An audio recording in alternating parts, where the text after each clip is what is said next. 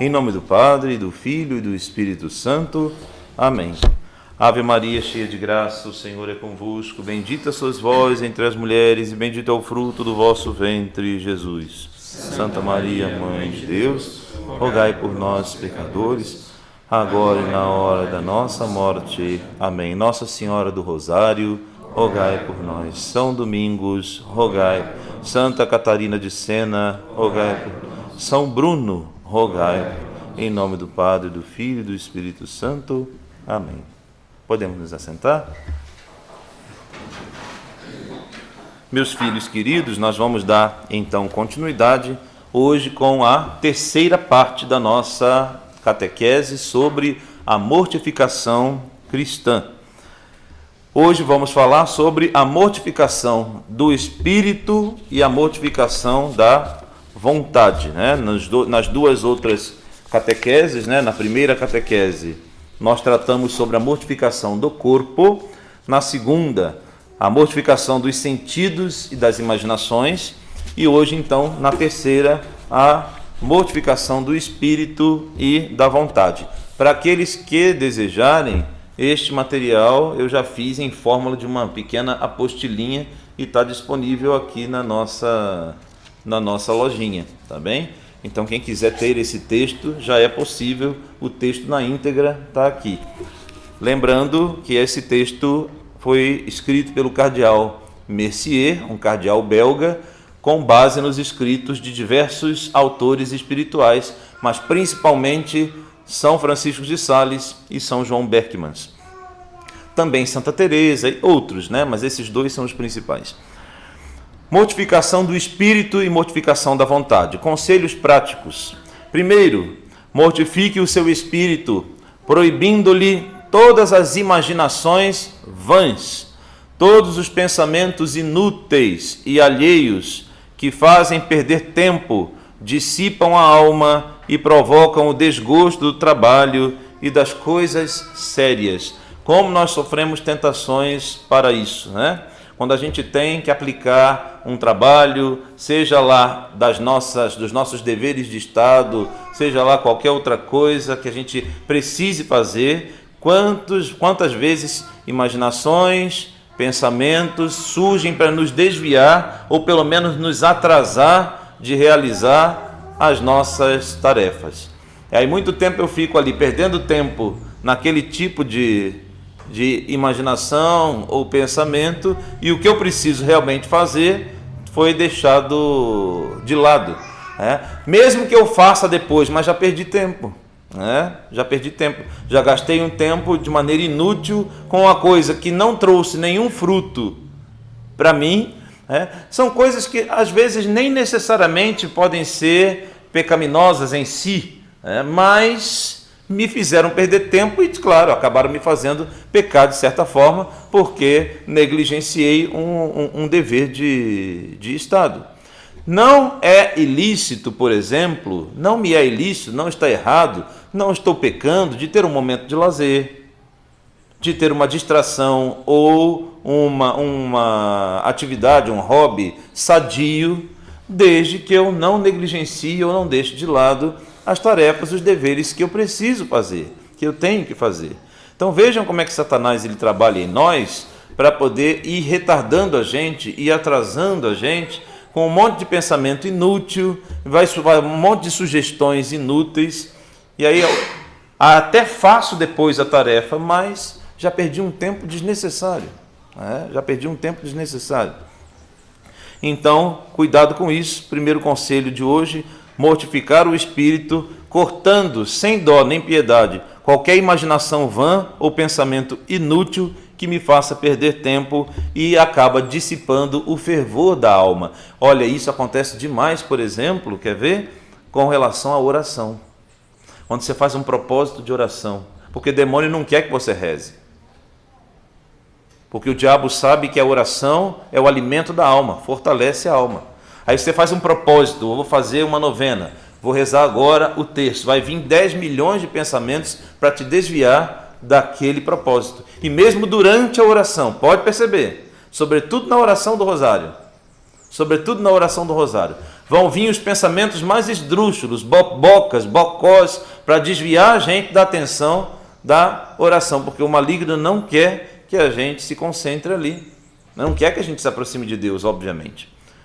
Então, cortar sem dó, sem piedade, qualquer pensamento vão ou inútil que me afaste da minha tarefa, daquilo que eu necessito fazer.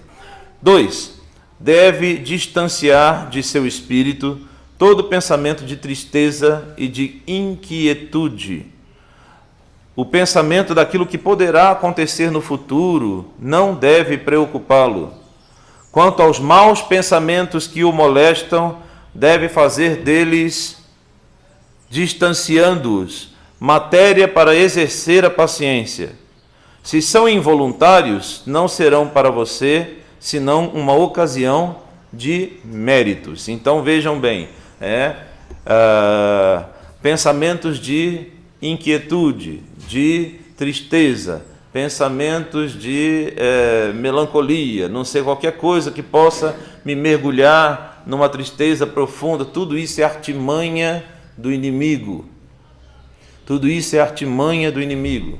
Para quê? Para que eu comece a exercer uma autopiedade, uma autocompaixão.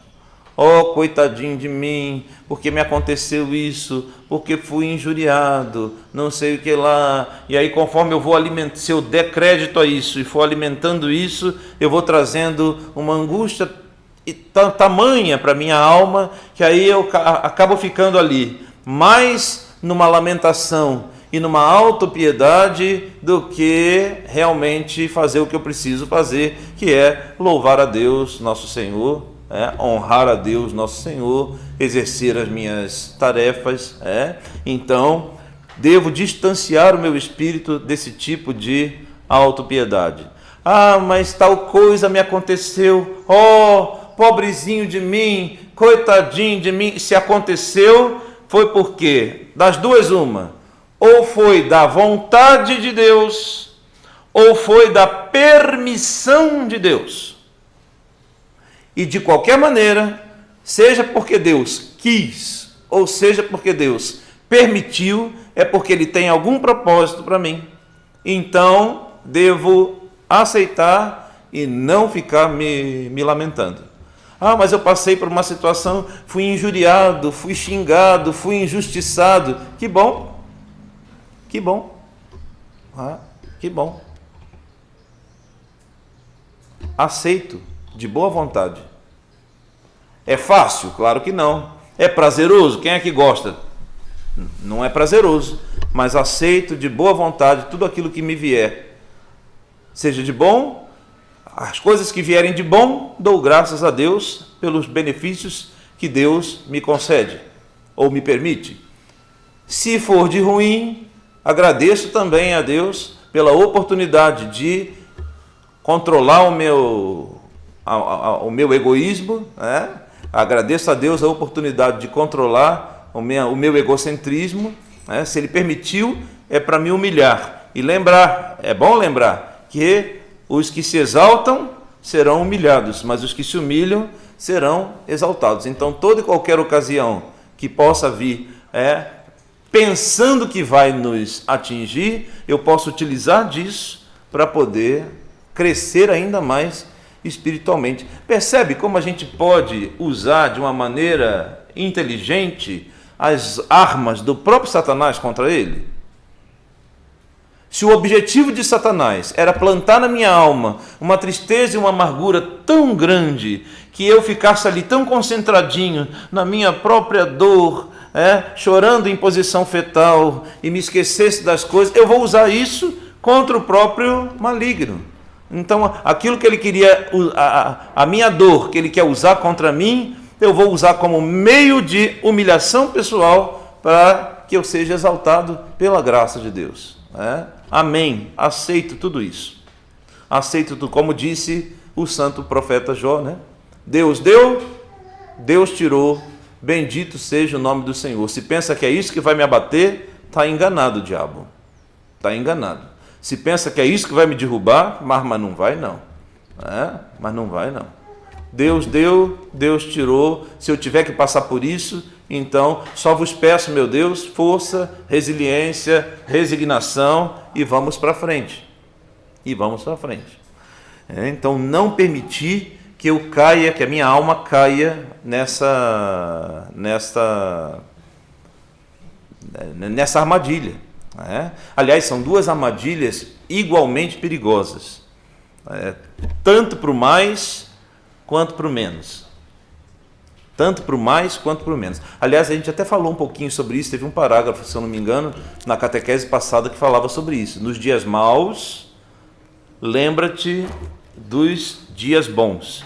E nos dias bons, lembra-te dos dias maus, para colocar equilíbrio. Lembra que a gente falou isso na catequese passada? Colocar equilíbrio nessa balança, para que eu não peque nem pelo excesso, nem pela falta.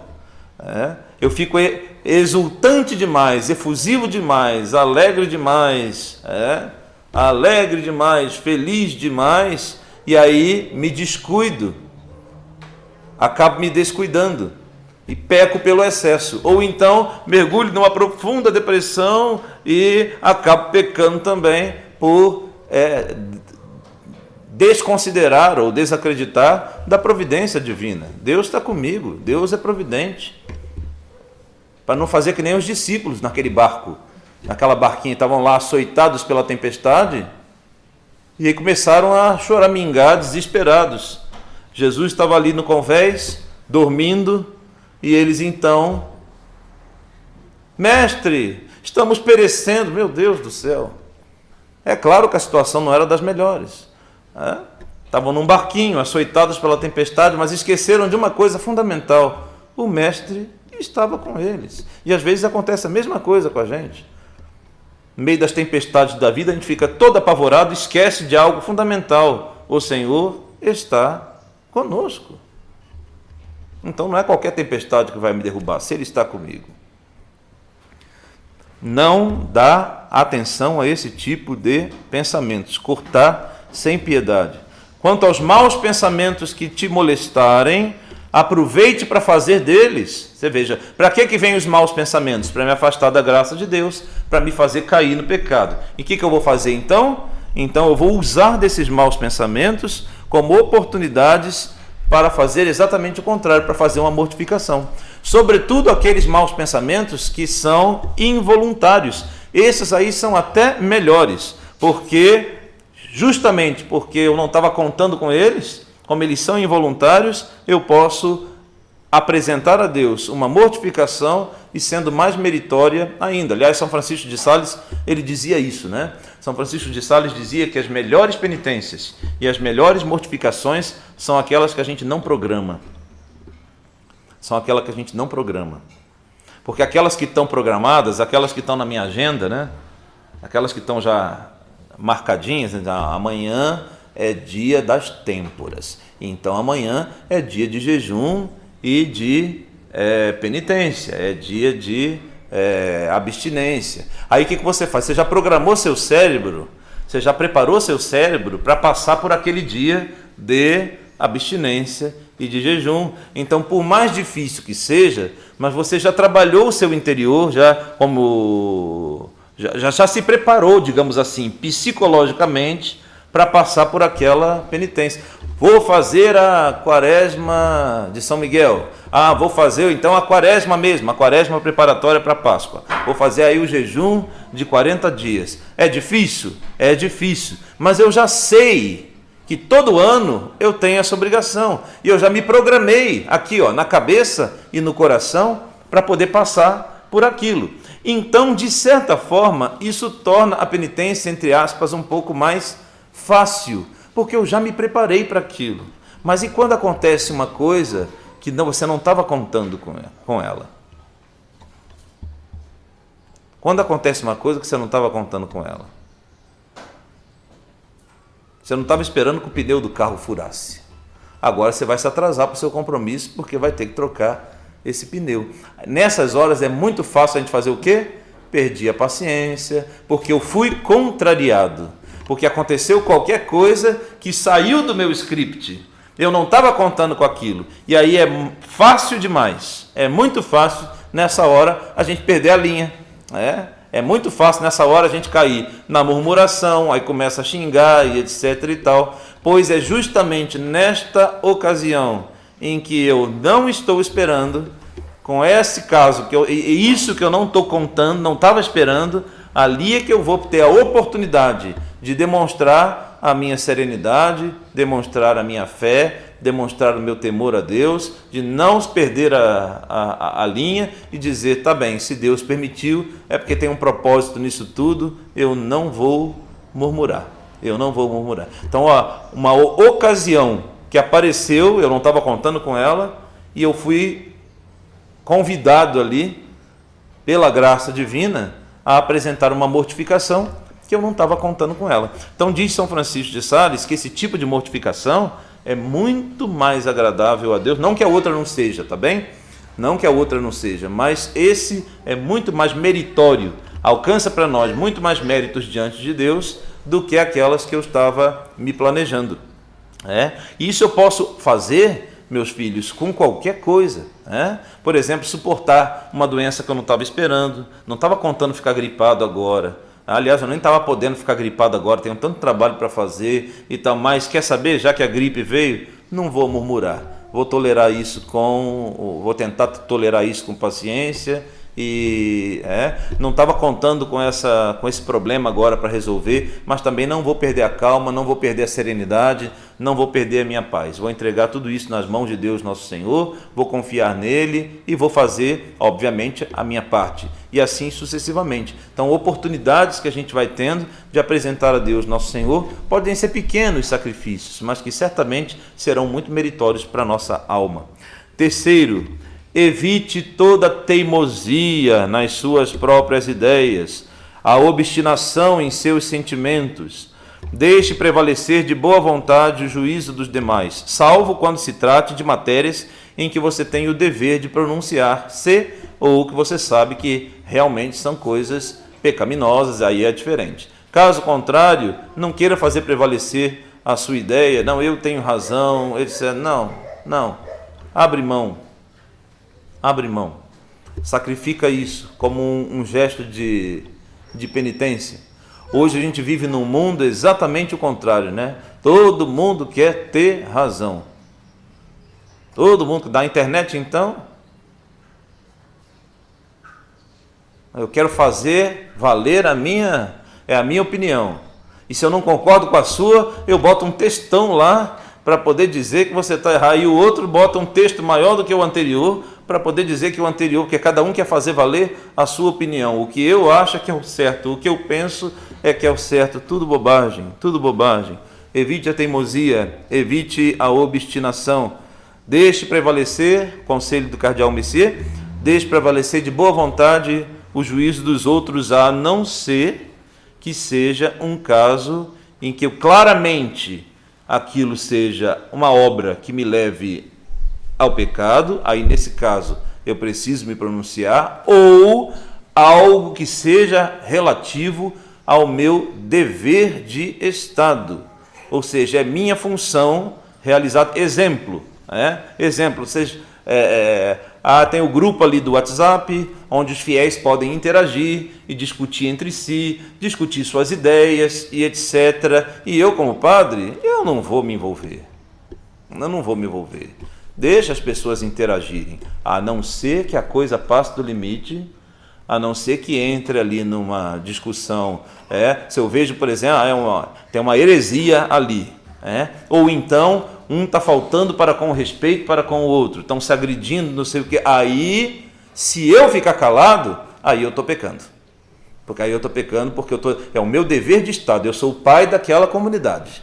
E é o meu dever como pai botar ordem na minha casa e controlar os meus filhos. Aí eu preciso me pronunciar. E se eu não fizer, eu estou negligenciando o meu dever de Estado. Caso contrário, eu achei assim, é só uma opinião, eu me abstenho, eu calo a minha boca e escuto. É melhor, inclusive, escutar do que falar. Por isso que Deus nos deu 2 ouvidos e uma boca só. É melhor sempre escutar mais. Aliás, o apóstolo São Paulo diz isso, todo homem deve ser pronto para ouvir e moroso para falar, né? Então, não importa, minhas ideias, muitas vezes eu guardo para mim, a não ser que seja algo que possa ajudar alguém, a edificar alguém. Caso contrário, os grandes santos eram de falar pouco. Quarto, mortifique o órgão natural do seu espírito, ou seja, a língua. Exerça de boa vontade o silêncio. Olha só, acabamos de falar isso, né? Exerça de boa vontade o silêncio, seja porque a sua regra de vida o prescreve, lembrando aqui que ele está falando especificamente para religiosos, né? Mas claro que isso também se pode aplicar para os leigos. Está falando aqui especificamente para monges, religiosos, freiras, padres, etc. Mas aí quer dizer que essa regra só serve para os religiosos? Não, serve para todos nós também. Então, mortifique seu órgão natural, que é a língua. Exerça de boa vontade o silêncio, seja porque sua regra o obrigue, o prescreva, seja porque você mesmo se impõe isso espontaneamente. Aliás, se a gente compreendesse mais o valor da palavra, a gente controlaria muito mais aquilo que a gente fala, né? Quantas palavras inúteis muitas vezes são ditas. E o próprio Evangelho diz para nós que nada ficará sem o seu julgamento. O texto bíblico diz, né? Iota unum, nem só um iota vai ficar sem a sua resposta, sem o seu julgamento. O iota é a menor letra hebraica, do alfabeto hebraico, é a menor letra. Ele representaria, mal comparando, mas ele representaria a letra I, ou a letra J, em algumas.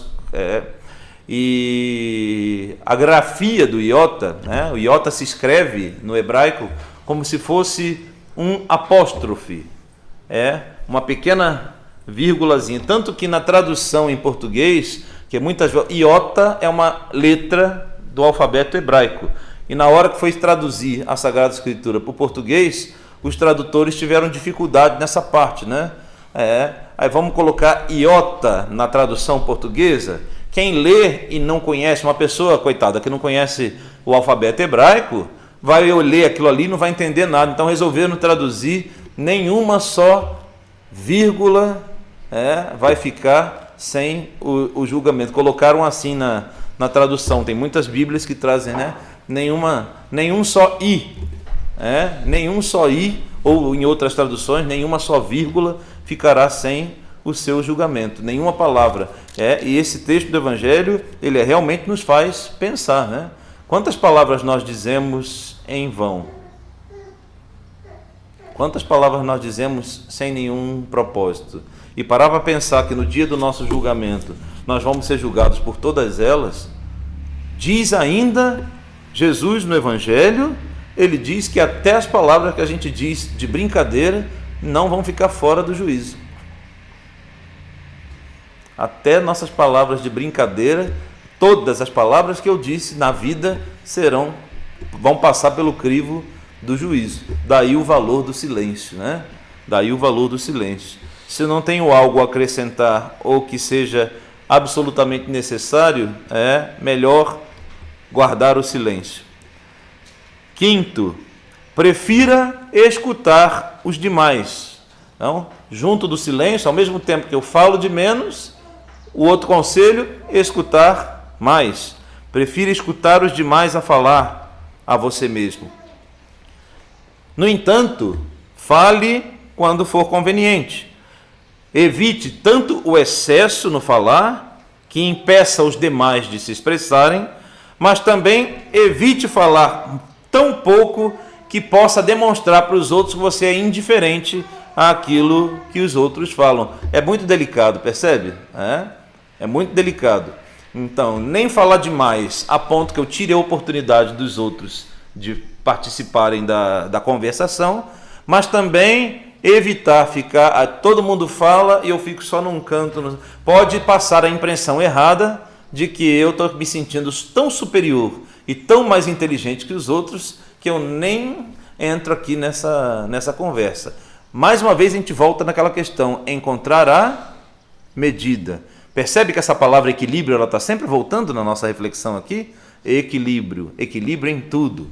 Equilíbrio no comer, equilíbrio nas relações interpessoais, sempre o equilíbrio. A virtude está no meio, virtus in medio est.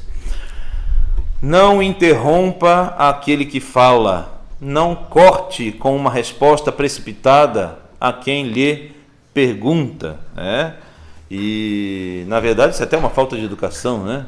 Eu nem esperei a pessoa concluir a pergunta, eu já estou dando a resposta, mas espera aí, né? Nem esperei a pergunta ser concluída, até porque a pergunta pode tomar outro rumo dali para frente, eu já me precipitei e dei uma resposta, então cuidado com toda precipitação.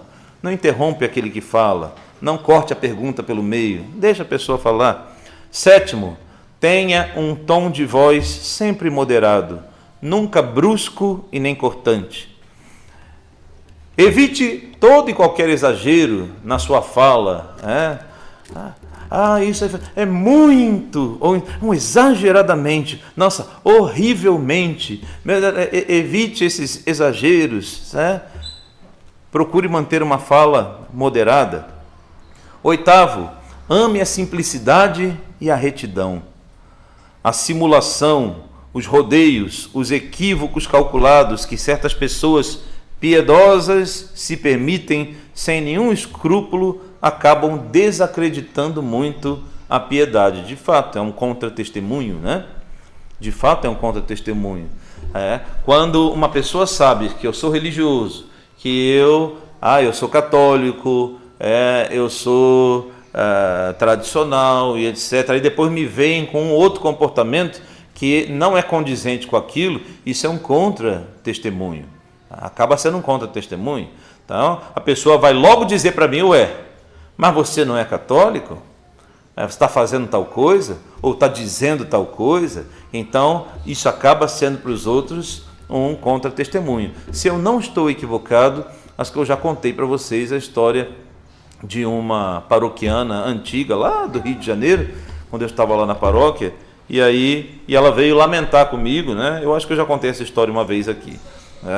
Ela, puxa vida, padre, eu só fico tão triste, porque lá na minha casa só eu frequento a igreja, só eu venho para a missa, só eu, meus filhos não querem saber, todos eles foram batizados, todos eles fizeram a primeira comunhão, mas não vêm. Eu não quero forçar porque eles já estão grandes, eu acho que esse tipo de coisa a gente não deve forçar, mas eu convido, mas eles não querem vir, meu marido também não, só eu que venho à igreja. Padre, me dá um conselho, o que eu faço para convencer eles a vir para a igreja? Eu falei, minha filha, que pergunta difícil, né? Tem hora que os fiéis botam os padres numa situação tão difícil, vocês trazem umas perguntas para nós, que olha, eu vou lhe dizer, tem umas perguntas que vocês botam os neurônios da gente para queimar tudinho, porque tem cada pergunta que a gente recebe que você tem que ficar ali tentando, mas enfim. Falei, minha filha, eu não tenho uma fórmula, uma receita de bolo, para dizer, você faz isso aqui não é simpatia, né? Olha, botam a espada de São Jorge atrás da porta, dá 3 voltinhas, depois bota ali aí o seu marido vai vir em 3 dias, traga o marido em 3 dias para a missa. Não existe isso, né? Não existe tal coisa, né? Então, agora você vai fazer o quê? Amarrar uma corda no pescoço, fazer que nem com os burrinhos que a gente faz na roça, amarra uma corda no pescoço dele e arrasta isso para mim também. Acredito que não seja eficaz. Agora, se você tem dúvida por que seu marido não vem à missa, eu te faço um convite. Você é a mulher dele. Acredito que se você é a mulher dele, tem intimidade suficiente com ele para conversar com seu marido. Pergunta para ele. Como assim? Falei, como assim? Cheguei em casa e pergunto, posso te fazer uma pergunta? Por que você não vai na missa comigo? Pergunta para ele. Depois me conta, claro, porque eu vou querer saber essa resposta, não é? E ela fez o que eu falei, né? Ela fez o que eu falei. Ela chegou em casa e foi perguntar ao marido. Depois ela voltou, mas ela voltou assim, de queixo caído com a resposta que recebeu, não é? Com a resposta que recebeu.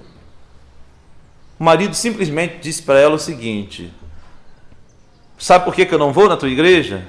Sabe por que eu não vou na missa? Porque quando você sai de casa para ir à missa, é uma paz dentro dessa casa tão grande. Não tem grito, não tem briga, não tem conflito. Eu fico aqui com os guri tranquilo. Mas quando você chega da missa, você sempre encontra uma coisa errada. Você já chega xingando todo mundo, já chega vendo coisa que está fora do lugar, já chega brigando com todo mundo, já chega naquele... Aí eu pergunto para mim mesmo, ela veio da onde? Porque para uma pessoa que vai para uma missa, que é um lugar santo, que é uma celebração santa, e volta com essa ira toda no coração, então se ela vai para esse lugar e volta pior do que... Eu não quero nunca ir nesse lugar. Eu não quero ir num lugar onde eu vou e eu volto de lá pior do que eu entrei. Ou seja, ela tomou um tapa de luvas de pelica, né? Falei, você entendeu agora? Olha como é importante a questão do testemunho. O testemunho de vida. As palavras até convencem, mas os testemunhos arrastam multidões. Tomemos cuidado para que com o nosso testemunho errado, mau testemunho, a gente não acabe afastando as pessoas da fé. A gente não acabe afastando as pessoas da igreja, da fé e etc. Mas se essa gente se comporta assim, eu não quero ir ali. Que fé é essa? Que eles têm uma palavra e o comportamento é outro. Fala de caridade, mas falta com a caridade. Fala de amor ao próximo, mas não tem o amor. Percebe como é contraditório? Então, abstenha-se, cuidado de toda simulação, equívocos. Da mesma forma, o 9º conselho é semelhante ao 8º. Abstenha-se de qualquer palavra grosseira, trivial ou ociosa. Nosso Senhor nos adverte que pedirá conta delas no dia do juízo. Já falei isso agora há pouco. 10º, acima de tudo, mortifique a sua vontade. Esse é um ponto decisivo.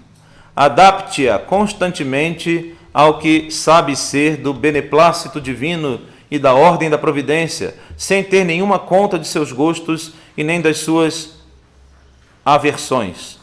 Submeta-se, inclusive, a seus inferiores nas coisas que não interessam para a glória de Deus e os deveres do seu cargo. Isso aqui é bastante interessante, né? A nossa vontade é como uma criança mimada. Todas as nossas vontades. Quando eu digo as vontades, eu digo as positivas e as negativas. Padre, o que é vontade positiva ou vontade negativa? Gosto de chocolate, então só vou comer chocolate. Vontade positiva. Ou então vontade negativa. Não gosto de quiabo, então logo não vou comer nunca o quiabo. Cuidado.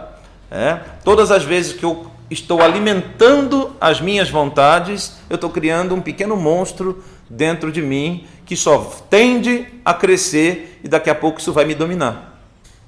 Então, um método excelente de praticar a mortificação é contrariar o máximo possível as suas vontades.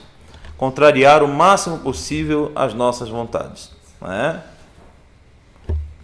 É claro, tem coisas que eu não estou cometendo um pecado se eu as fizer. Percebe? Vou pegar o exemplo que acabei de citar. Eu gosto de um bombom. Então se eu comer um bombom, eu não vou comer bombom nunca mais na minha vida, porque assim eu estou contrariando minha vontade. Não precisa chegar a tanto exagero. Tá? No entanto, o que o cardeal Messier está recomendando aqui é que, na medida do possível, a gente vai contrariando o máximo de vontades, mas também tem coisas que não são. Se não é algo ilícito, se não é algo pecaminoso, claro, se é algo ilícito e que me leva ao pecado, isso não tem nem o que discutir. Isso não deveria nem sequer passar pela minha cabeça. Tem que ser cortado imediatamente e não deveria nunca nem ter passado por ali. Mas se não é algo que necessariamente leva ao pecado, não é. Então, mas comedidamente, reguladamente, não há nenhum problema de realizar. Agora, é uma mortificação muito útil aprender a domar as vontades. A domar as vontades. Então, estou com muita vontade de não lavar esta louça agora e lavar depois. Então, só por causa disso eu vou contrariar a minha vontade e vou fazer isto agora. Eu estou com muita vontade de fazer tal coisa agora. Então, só porque eu estou com vontade de fazer, eu vou contrariar a minha vontade e não vou fazer. Ao fazer, são pequenos gestos, aparentemente insignificantes, e que ninguém ao meu redor está notando, mas Deus está vendo e Ele vai me dar a recompensa. E eu, ao mesmo tempo, estou controlando, estou domando a minha alma, para não deixar minha alma ser uma alma rebelde. Percebem que isso é um dos grandes males do mundo e da sociedade moderna? Porque o que se apregoa hoje? É o bem-estar, né? Você tem que se sentir bem.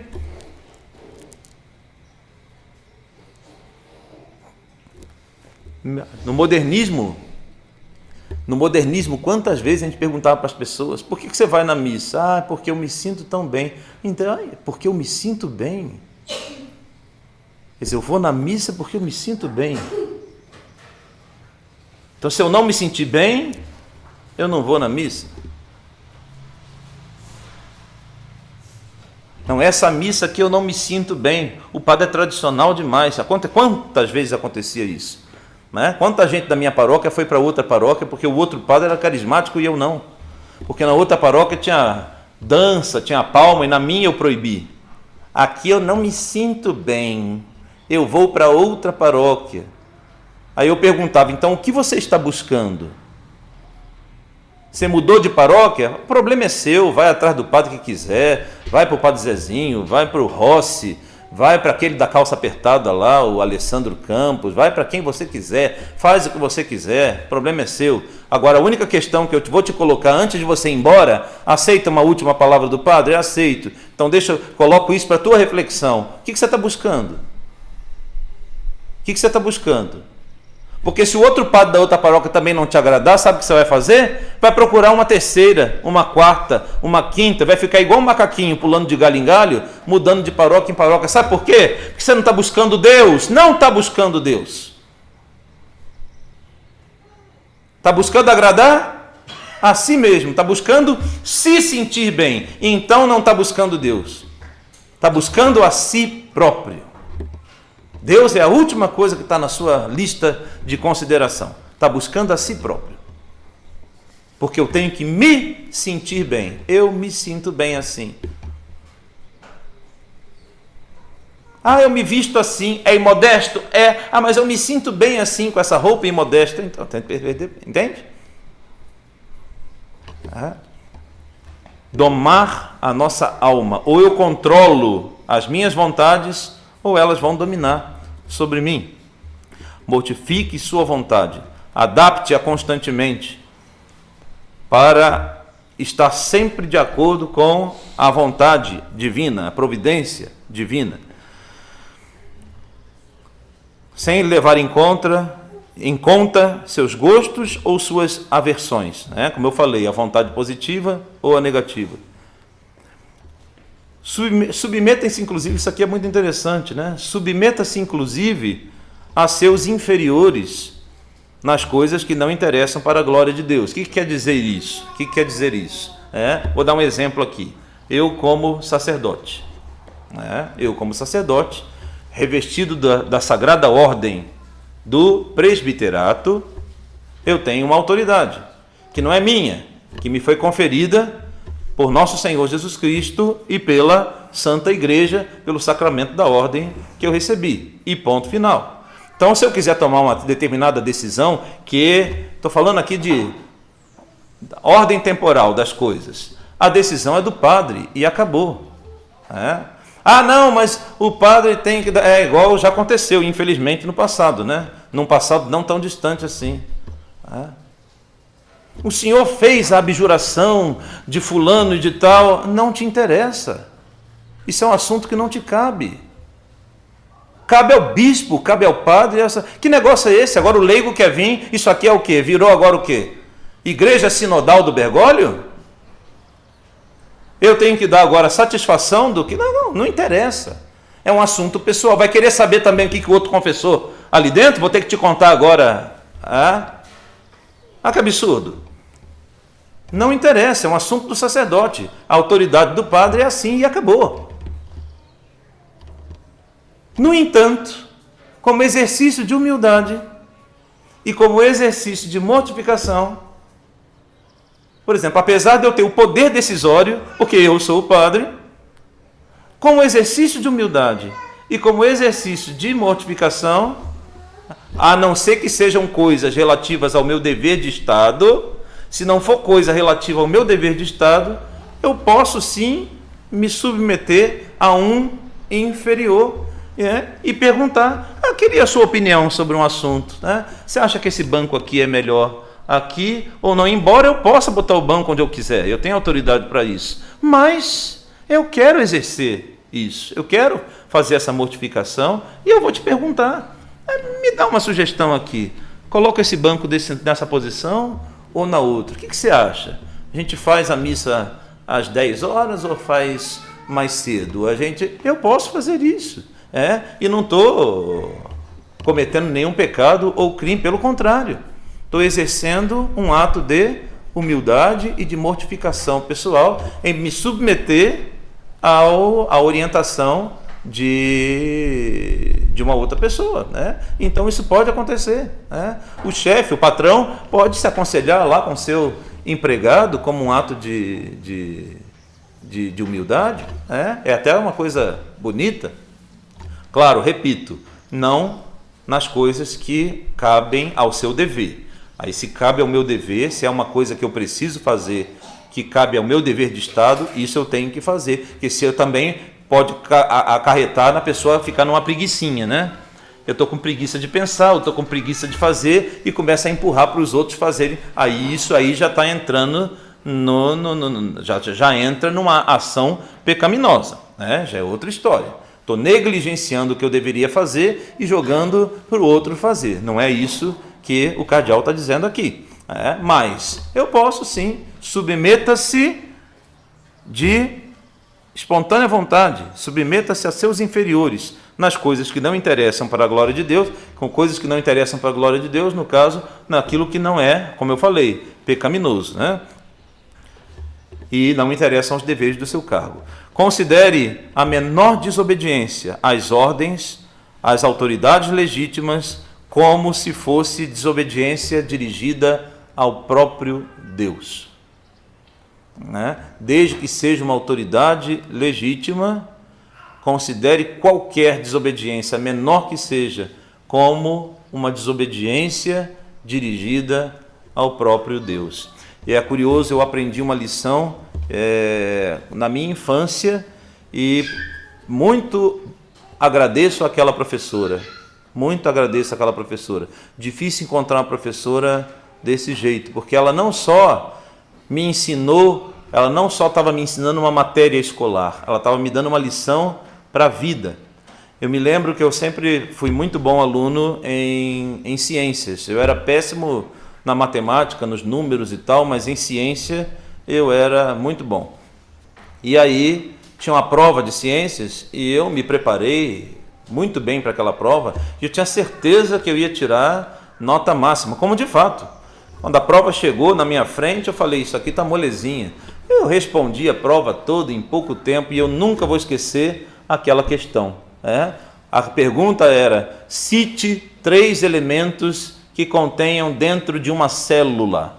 E eu não sabia só 3 elementos, eu sabia tudo. Então, para mostrar como eu era sabido e para me exibir para a professora como eu tinha estudado, eu taquei ali centríolo, mitocôndria, núcleo, e fui colocando uma lista enorme, entreguei a prova e voltei para casa. E a minha mãe: como é que foi a prova? Eu falei: maravilhosa, tirei 10 com certeza.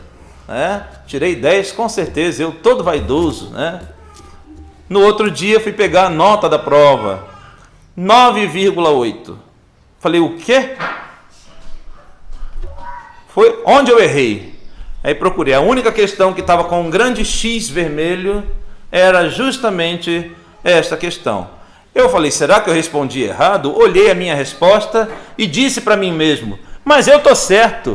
Mas essa professora vai ter que me escutar e ela vai ter que me devolver os meus pontos. E fui nela reclamar. Falei: eu respondi corretamente e a senhora me deu errado, isso aqui está errado. Falou: não. O enunciado da questão pedia: cite 3 elementos. Você citou uns 8. Eu não pedi 8, eu pedi 3. Então, para você não ser arrogante, para você não ser vaidoso e exibido, eu quis te dar uma lição. Até porque 9,8 não vai fazer tanta diferença no final das contas no seu boletim, mas é para te ensinar uma lição de humildade. Não vou corrigir, não vou te dar os pontos. Esperavam 10, fique com 9,8 e da próxima aprenda. Se eu pedir 3, eu quero 3 e não 8. Fiquei com muita raiva da professora, mas hoje eu agradeço demais àquela mulher. Veja, ela não só ensinou ciências, ela estava ensinando um aluno, uma criança ali, a ter humildade no futuro, a ter um coração humilde, não querer ser exibido. Então veja que coisa interessante, considere a menor desobediência a qualquer superior que seja legitimamente constituído como se fosse uma desobediência ao próprio Cristo nosso Senhor. Lembre-se que praticará a maior de toda mortificação quando você amar ser humilhado e quando tenha a mais perfeita obediência àqueles a quem Deus quer que você se submeta. Então, a maior de todas as mortificações é quando eu aceite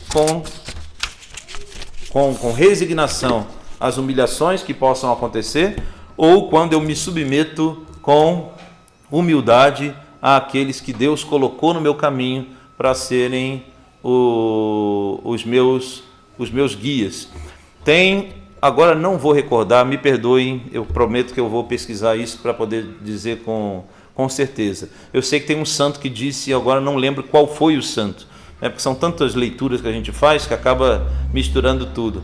Mas eu me lembro que tem um santo que escreve, e eu achei tão bonito quando eu li isso, dizendo: nosso Senhor Jesus Cristo honrou muito mais a Deus durante os 30 anos que ele ficou submisso a São José e a Nossa Senhora, do que nos 3 anos que ele saiu pelo mundo pregando e fazendo milagres. Que coisa, hein?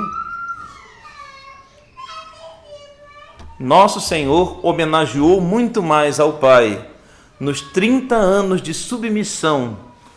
Ele não precisava, sendo quem ele é, mas se submetendo a inferiores a ele, do que nos 3 anos que ele saiu pregando e curando. Olha só que coisa. O exemplo tamanho da humildade do nosso Senhor. Durante 30 anos submisso a São José e a Nossa Senhora, que, claro, são inferiores a ele. Ame ser esquecido, ame ser tido por nada. É o conselho de São João da Cruz e é o conselho também da imitação de Cristo. Não fale apenas de si mesmo, nem para o bem e nem para o mal. Senão busque pelo silêncio fazer-se esquecer. Não faça questão de ser lembrado. Quem te der importância, vai lembrar. não preciso ser lembrado, né? Ame o anonimato. Ah, mas ninguém sabe. Bom, Deus sabe e para mim já basta. Deus sabe e para mim já basta. Hoje em dia é uma necessidade de aparecer, né? Necessidade de aparecer. Aí fica aí, ó, o sujeito vai fazer o videozinho para tomar banho numa banheira cheia de Nutella. Pelo amor de Deus, né? Não tem mais nada útil para fazer com a sua vida? Cada desafio imbecil só para poder ganhar visualização. Imagina Nossa Senhora no TikTok querendo visualização. Ela que amou o escondimento.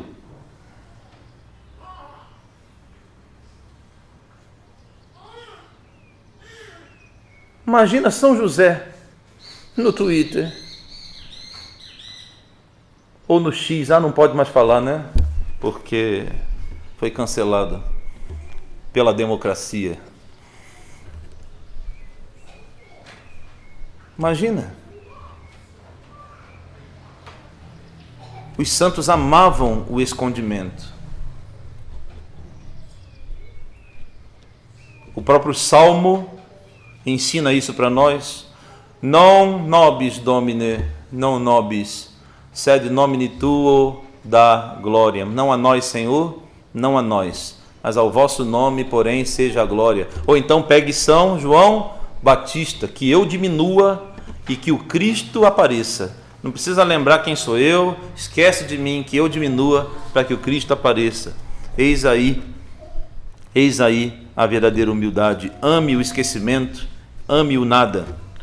Diante de alguma humilhação ou diante de uma repreensão, se sente tentado a murmurar, diga como Davi: para mim foi muito bom ser humilhado, a fim de aprender os vossos preceitos. Salmo 118, versículo 71.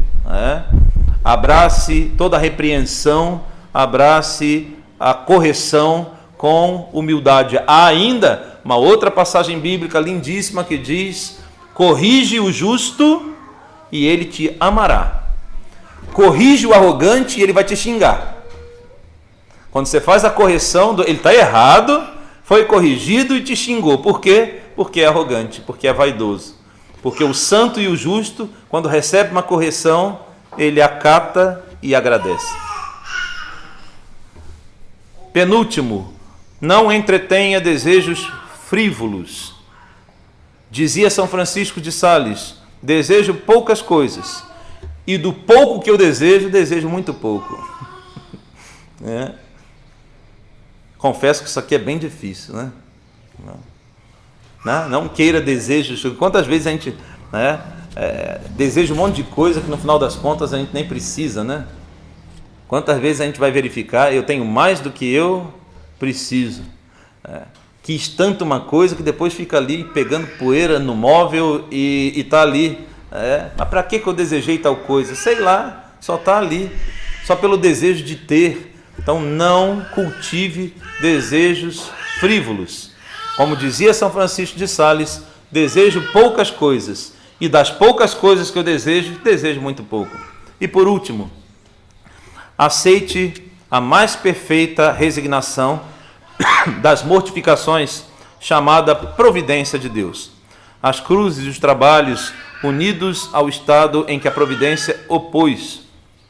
Quanto menos há de nossa eleição, mais há do beneplácito divino. Eu já até comentei sobre isso aqui agora há pouco, em algum dos itens anteriores, quando eu falava: a melhor penitência é aquela que acontece naturalmente e não que eu planejei. Aquela que eu não estava esperando, então eu vejo nisso alguma, ou a vontade ou a permissão divina, e eu aceito com